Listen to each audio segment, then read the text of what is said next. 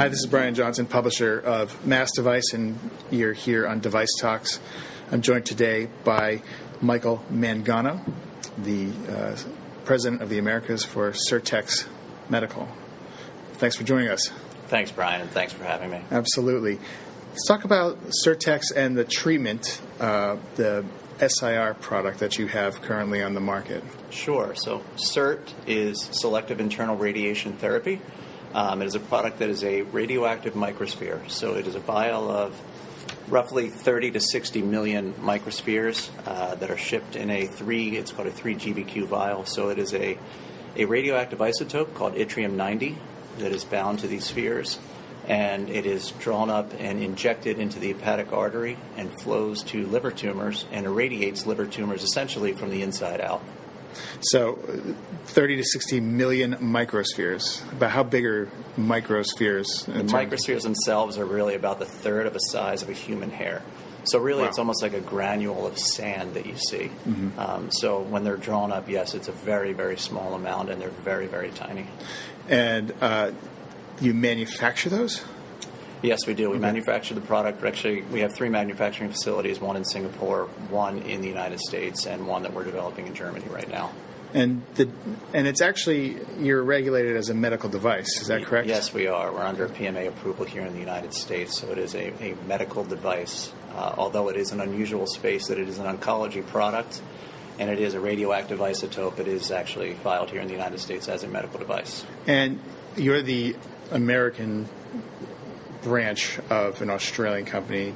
Yes. Give me a quick 30-second primer in terms of where this technology comes from, any sort of background you can give me on that. Sure. It's actually been around for a longer time than people think. A long development cycle. Dr. Bruce Gray was the founder of Sirtex Medical, and he developed the product really through the 1980s and 1990s. And did a major pivotal clinical study in Australia at the end of the 1990s and applied for approval throughout the world. In the early 2000s, we received PMA approval actually 13 years ago here in the United States in 2002. So the product has been around a lot longer than people see, although it is perceived by a lot as being a fairly new technology. Right. So it's been essentially on the market for 13 years. Yes. Wow. In the United States. And you took over 6 years ago. Yes. Yes. Great. So the treatment is indicated as a treatment of last resort for patients with colorectal cancer that's spread to the liver. Is that correct? The indication right now in the U.S., yes, is metastatic colorectal cancer that has spread to the liver. In other words, stage 4 metastatic colorectal cancer. Currently, the adoption rate right now, you're right, is in what we consider the salvage setting or last resort for most patients, although the pivotal clinical trial was actually done in first-line patients, which is unusual. Let's talk about the health of the patients that you're currently dealing with. I mean, colorectal cancer is, I think I read it, and it's the second most deadly cancer, one of the most preventable cancers, one of the most prevalent cancers. Right. So stage 4 patients, they must be incredibly sick at this point. Well, most of the patients we actually treat now are patients that have decent status in terms of their health. Mm-hmm. Unfortunately, they've stopped responding to other therapies. So when you say salvage setting, they've tried multiple chemotherapies and actually have stopped responding, mm-hmm. But have predominant or most of their diseases in their liver. So yes, you're right. There are 130 to 140 new thousand patients diagnosed each year. Roughly half of those patients will actually develop liver tumors in the stage 4 metastatic setting. And over 50%, at least it's been stated, 50 to 90% of those patients will actually die from their liver tumors, not from their primary disease. Really? So the objective of our product is obviously to treat the liver itself and the tumors in the liver to stop those liver tumors from growing and or eradicate those tumors. And with that, the hope is that the patients will survive longer. So it's the liver tumors that it ends up being the liver tumors that eventually kill the patients who develop metastatic colorectal disease. I know it's not as understood out there by the common people that it's the spread of the tumors that actually end up being the demise of the patient, unfortunately, not usually the initially diagnosed disease. Wow. So I would imagine that there's a lot of things in this space that are unknown to the general public or even your colleagues. You come from Boston Scientific. You made the jump over. What were you doing at Boston Scientific, and did it prepare you to lead a cancer company or an oncology company? It actually did not, which is interesting. Being a device, it makes us in a very unusual space. So oncology is not a normal area for device companies, although it is emerging. Yeah. No, at Boston Scientific, I had worked internationally for years. I had worked in cardiology and I had worked in GI, but really had no oncology experience. Mm-hmm. The unique thing about Sirtex is that the treatment is generally performed by an interventional radiologist. So it's performed as a patient setting. So a lot of us are very familiar with that, catheter technologies, and it is delivered via catheter in the hepatic artery. So that part of the business we absolutely understood. We understood working with interventional radiologists and really started to build the business through the interventional radiology community. What we didn't understand as much was the oncology community, which is something completely different. It's typically pharmaceuticals, nor really did we understand radioactive isotopes. But those are things we started to teach ourselves. And what's unique at Sirtex is we've been able to build up a device side of the business, but also build up an oncology competency that we didn't have. We quickly realized that we didn't understand this, so we started hiring people from the oncology pharmaceutical community to start teaching us oncology at the same time as we learned interventional radiology. What makes this such a challenge for this product is it is a product that's treated by an interventional radiology, but we play in a pharmaceutical space, which is really oncology. And then the fact that it's a radioactive isotope on top of all, it makes it a really interesting technology. Right. And I would imagine a very interesting sales process as well. Yes. So you're selling into the interventional radiologists? We do. We sell into hospitals. We have over 400 treating centers right now in the United States, which has grown exponentially over the last few years. So it is becoming a more commonplace adopted technology within the interventional radiology suite. That being said, we have to come into the hospital through nuclear medicine because it is a radioactive product. The dose is drawn in nuclear medicine and brought up to the interventional radiology suite. But ultimately, these patients are referred to or come through the oncology community, whether it's radiation oncology, surgical oncology, or medical oncology. So typically the multidisciplinary approach in the interventional radiology or this emerging field of interventional oncology becoming part of a multidisciplinary team is how these patients are being treated. Right. I mean, we were talking earlier, and you said, there's a lot of medical device guys don't understand the oncology market at all. There's new acronyms, and there's a lot of acronyms in medical device. But Sure. The sort of uptake on the vocabulary. What else besides all these new words and technologies that you have to start understanding make it a difficult transition, or why does it seem like the device community is scared or not familiar with the oncology market? Well, I do think they're looking at it closely, and I do think it's a fragmented part also. As technologies have been developed by other companies, as you know, they're applied to new disease states and new areas. Mm-hmm. The evolution of the diagnostic part of our business and the imaging part of our business has allowed us to see and learn so much more about this area of oncology. Those new methods and those new ways have taken technologies and allowed them to be adopted. And now you have a space that is very complicated and tends to be dominated by the pharmaceutical companies. And device companies have now started to develop technologies. And there are a number of technologies. There are ablative technologies and different technologies within that ablation area, radiofrequency, microwave, cryoablation.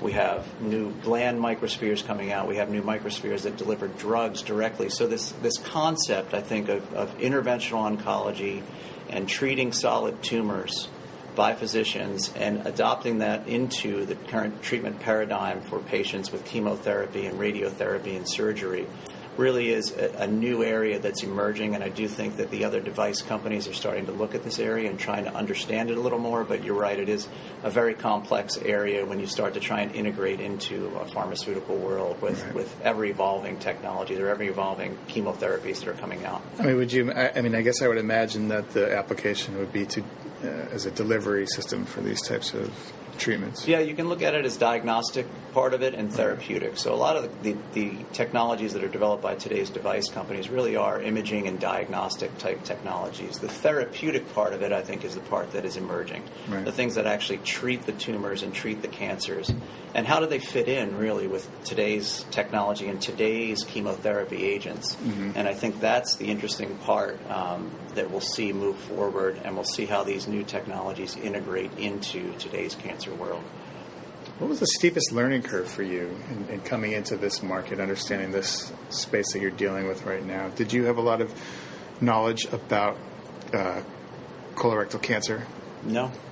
No, what's interesting, and we've built our company in multiple ways. We bring people that know about technology. We bring people that know about radioactive isotopes, and then we bring people who know about chemotherapy, and we try and learn all of it.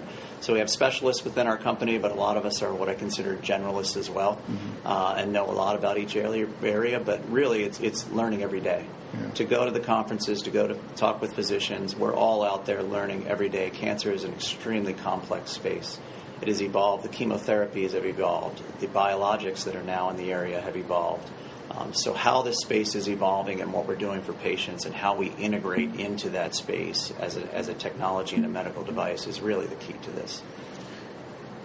I'm wondering if you had sort of preconceived notions about this particular disease or anything that surprised you when you started learning about it in more detail, or if there's things that still surprise you to this day about either the prevalence or the breadth of the disease. I guess when I came in to Sirtex, we started doing some market research to really understand how our product was understood in the marketplace.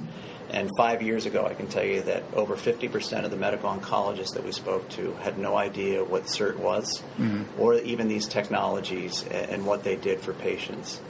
Fast forward 5 years from now, and I don't think we can find many medical oncologists or surgical oncologists that don't understand what our product is, or at least know what it's supposed to do. The bigger question now, we've gone from the oncology community not knowing about us to the oncology community knowing about us.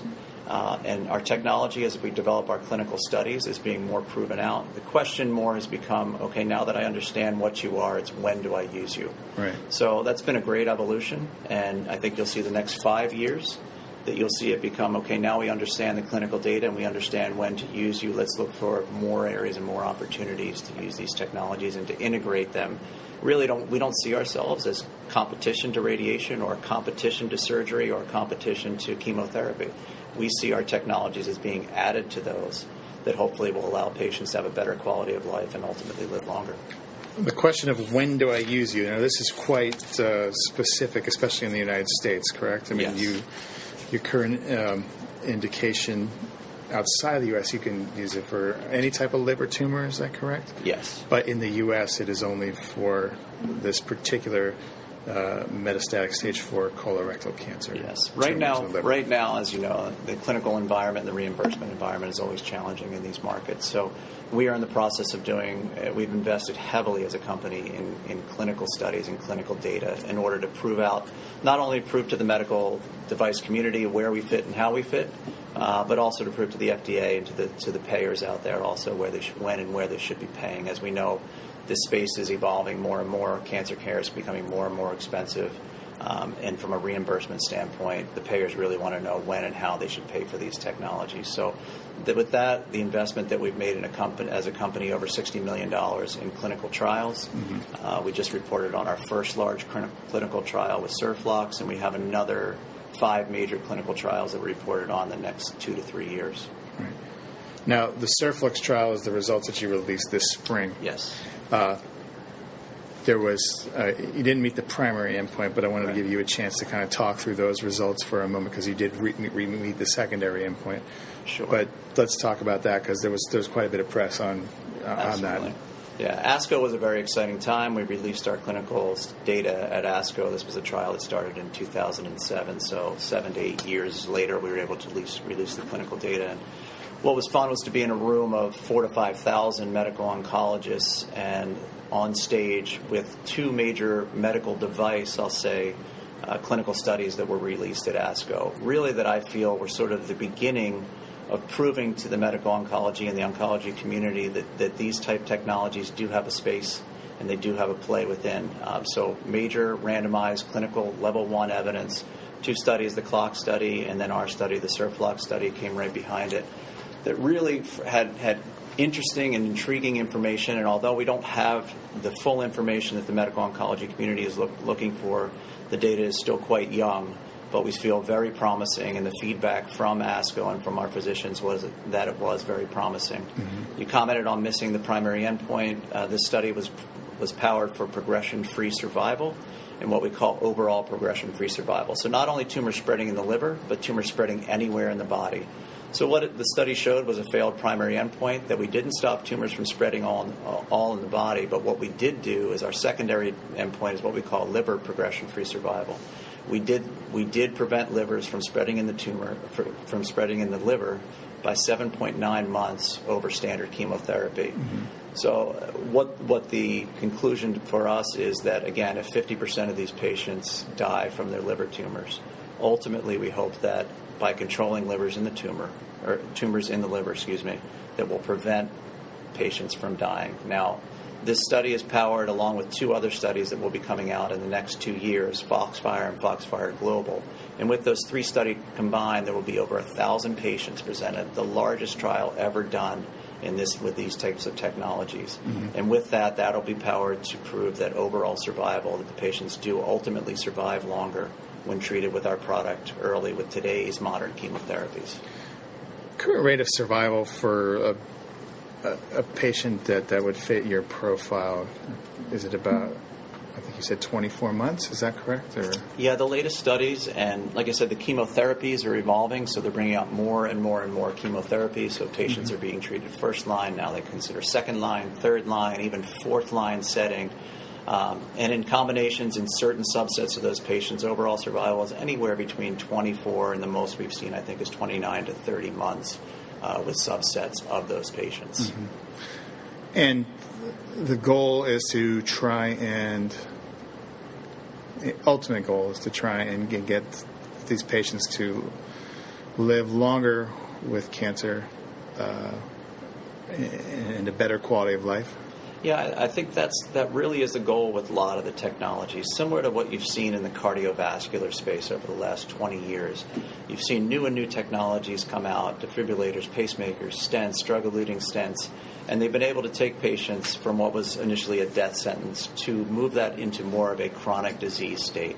And I really think that's one of the objectives also as we see cancer, is that patients are diagnosed, we're able to treat them with different technologies, and again, whether it be chemotherapy, radiation, surgery, and now some of these minimally invasive technologies, and to have patients live longer and really live a better quality of life. So as new tumors develop, we're able to treat those tumors, and we're able to treat them with different technologies along the way.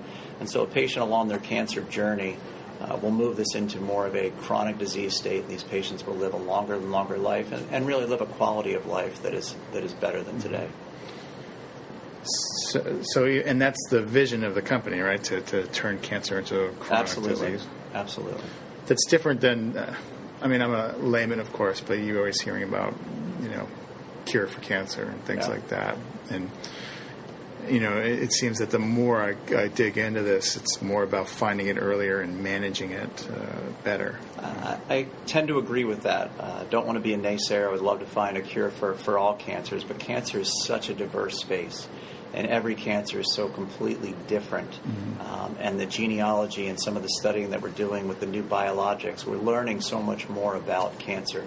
But as we study it more and as we learn more, the technologies are being developed more and the subsets within cancer spaces. So, yes, I agree that we would love to cure our patients, and we do hope that if we can actually treat these liver tumors earlier, in the Sirtex study, we had a 3 times complete response rate versus the chemotherapy arm, and that was statistically significant, which shows that 3 times the number of patients actually had their disease eradicated early on. Now, we'll follow those patients throughout to make sure that their cancer does not come back, but in that sense, there is a hopefulness that the earlier we treat, the more we diagnose early, and the earlier we treat, the better the patients will do.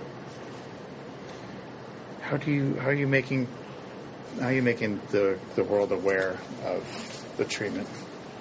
Well, again, I assume when somebody comes in and they have the disease, they start learning as much as possible. But are you absolutely reaching out to the patients? Sure. As well as there's so much more out there than there was even 5 years ago, and the best way really is through the clinical data and through the physician base. So really, our efforts are continue to educate clinicians today within our label, of course, and within what the FDA allows us to do. But yes, it really is it's education. It's education with patients. As you know, nowadays a patient is diagnosed, and the first thing they do is go online. So they want to read about it, and if they're an older patient, sometimes it's their son or daughter that goes online. So the more information that's out there, the more information with physicians. Like I said, years ago, a medical oncologist, if you went to him and read something online about yttrium-90 or SIRT, there was a good chance they didn't know what it was. Mm-hmm. Now at least they know what it is. They have questions, and they will look at it, and they will work with their multidisciplinary team to see if we are even an option. So that education continues. I will say that there's a long way to go amongst the oncology community. It's a large base, and we are a small company, so we're really strategic in how we approach it, strategic in which physicians we speak to, and how we do, and how we open up new treating centers. But the idea is eventually, that SIRT and Y90 becomes more of a mainstream procedure and more of a technology that's the awareness is out there, and again, the understanding of when to use it and which patients will benefit best from our technology. And these are massive clinical trials you're running. The sort of big 1,000-foot goal is to be able to treat other tumors or cancers of the liver. Sure. Right. How many other cancers are there of the liver? You'll find eventually that the more we keep patients alive, breast cancer is a great example, the more eventually tumors do end up in the liver, unfortunately. So it's great that we're keeping patients alive longer, but then those cancers continue to spread to other areas, whether it be bone or brain or liver or lung. So again, everybody's developing technologies to try and treat these cancers as they spread. Right now we have 3 major clinical studies going on in hepatocellular carcinoma, HCC, which is primary liver cancer. Those trials, one just completed enrollment, and the other 2 are just about to complete enrollment. So after a few years, they will report on their data. So HCC is a large, growing cancer and large population. So that we will look to prove it out in HCC. There are many small phase 1, phase 2 trials obviously going on in other primary cancers.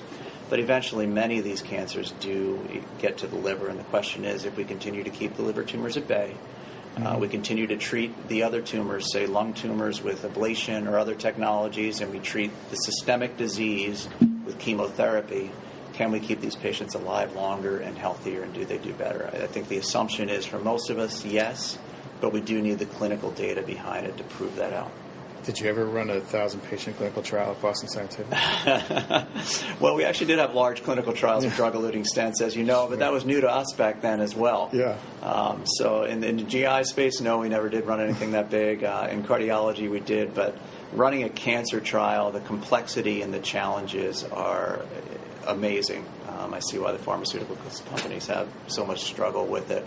But integrating a technology and a device into that is even harder. Yeah. It really is. It's a huge challenge for us. So a lot of credit to Sirtex and the investment we've made and the strides we've made so far. But there's a long way to go. Yeah, I can't even imagine what that's like on a sort of... Well, 7 years. 7 years and 530 patients and about $30 million. So that's, you can imagine, and I forget how many countries, 30 to 40 countries involved as well. Yeah. So it was a long road, but the clinical team has done an amazing job, and there's a lot more to come. How do you keep that long view?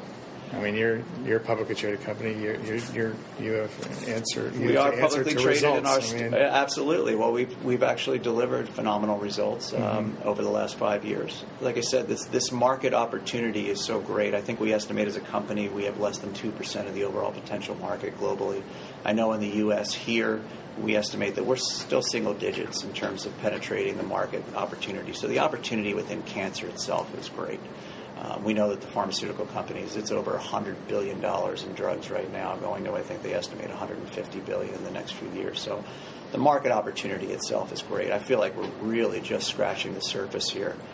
To deliver results, we have, I think, a 25% compounded annual growth rate over the last 5 years for the Americas division here has been great, but there's still so much opportunity in this space that we're very excited and motivated, and we really think by proving this out clinically and by continuing to build our commercial team, we'll continue to move the ball forward.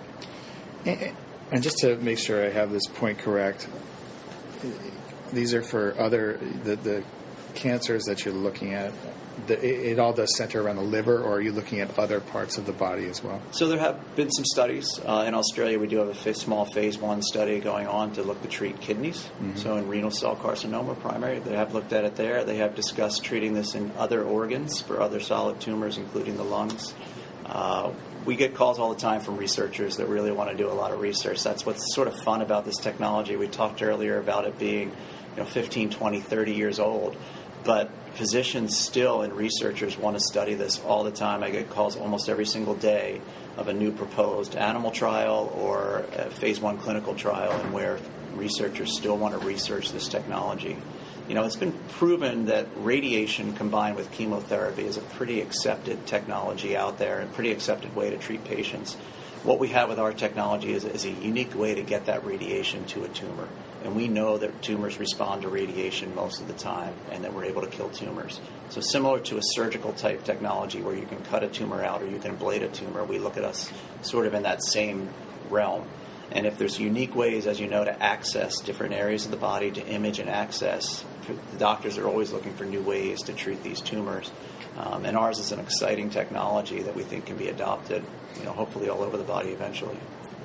When you think about chemotherapy, though, that's a patient going into a center, receiving dosages, and then going home, or this is a surgical procedure?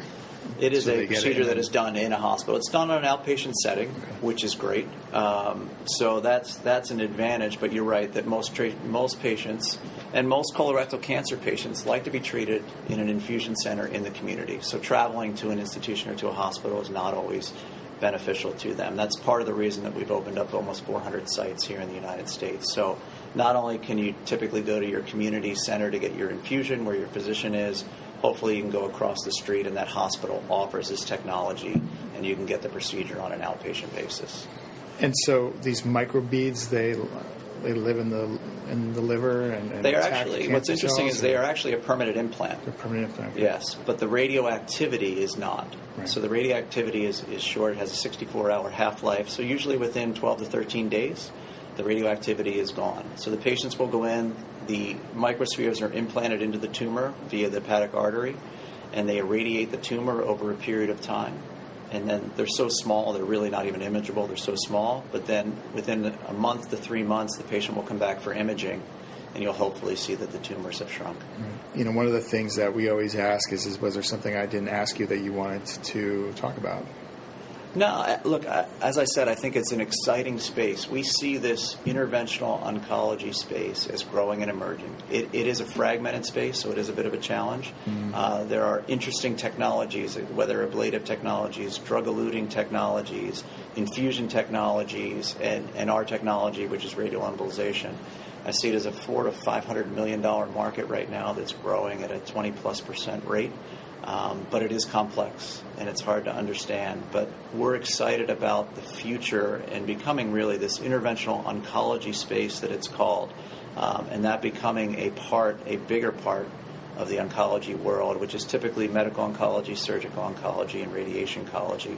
We feel that this interventional oncology procedures, which again are typically done now by interventional radiologists, although I have heard that surgical oncologists and radiation oncologists refer to themselves as interventional oncologists as well. But again, being a part of the cancer care continuum, being able to add to that and create a better quality of life for patients, it's a fascinating space. Similar to physicians, we have people who work in our industry, from the industry standpoint, who get into oncology, who never leave oncology, and who always want to be a part of oncology. The reward of helping these patients it is an incredible feeling to all of us, and we love what we do. We love helping these patients, and we're excited, really excited about the future of not only this technology, but this space, and watching it grow and watching it become something, I think, in the next 10 to 20 years that will be a major part of oncology procedures and helping cancer patients.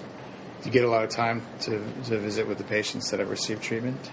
We actually do. We work with advocacy groups. They just had a reunion that we were called to, I think, where there were 6 or 7 patients that were 10 years out after treating with our product that are still alive.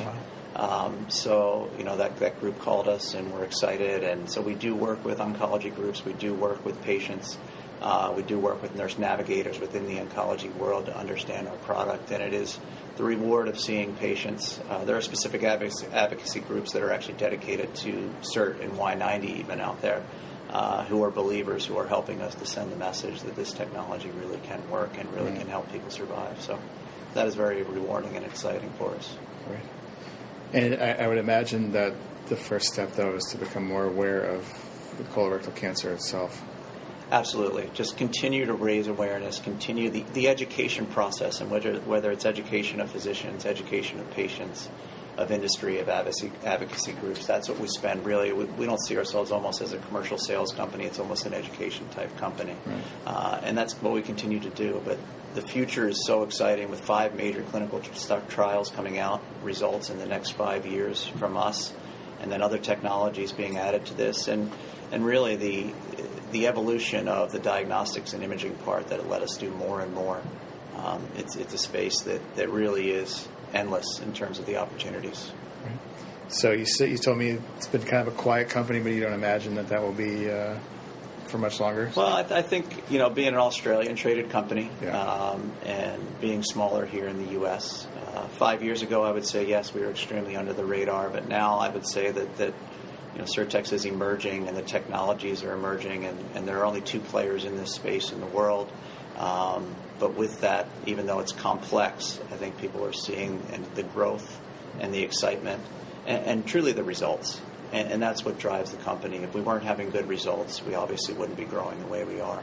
And the clinical results wouldn't be where they are. So that's the exciting part of it. And for you, this is a journey you're going to see all the way through, right? It's been an interesting journey, to say the least. It's been an interesting almost 6 years now. Yeah. The next 6 years really look probably just as bright, if not brighter. So, yeah, we're very excited about the future prospects of Sirtex.